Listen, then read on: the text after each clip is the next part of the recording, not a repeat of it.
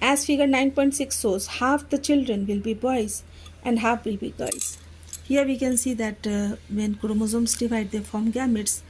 So the sperm produces two types of gametes. Half of the sperm produces X chromosome, they contain X chromosome, and half of the sperm contain Y chromosome. So here, when they both will fuse with the female chromosome that contain both X chromosome, so here half of the offspring will be boy and half of the offspring will be girls. All children will inherit an X chromosome from their mother, regardless of whether they are boys or girls. We know that the females are homogametic, they have both X chromosome. So it depends upon the father which type of chromosome he shares with the mother. So the sex of the children will be determined by the type of chromosome inherited from their father. A child who inherits Y chromosome will be a boy, and the child who inherits X chromosome will be a girl. Thus, the sex of the children will be determined by what they inherit from their father. A child who inherits an X chromosome from her father will be a girl, and who inherits Y chromosome from him will be a boy.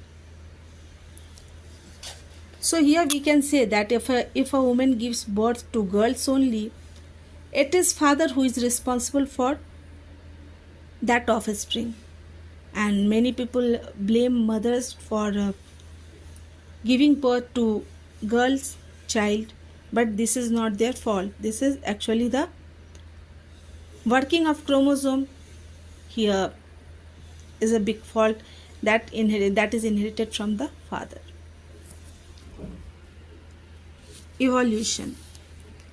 We have noted that there is an inbuilt tendency to variation during reproduction, both because of errors in DNA copying and as a result of sexual reproduction. Let us now look at some consequences of this tendency. It took millions of years to form a complex species.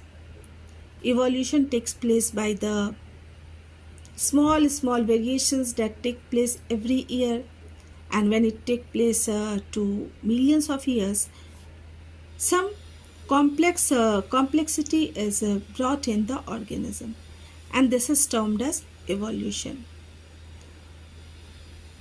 We have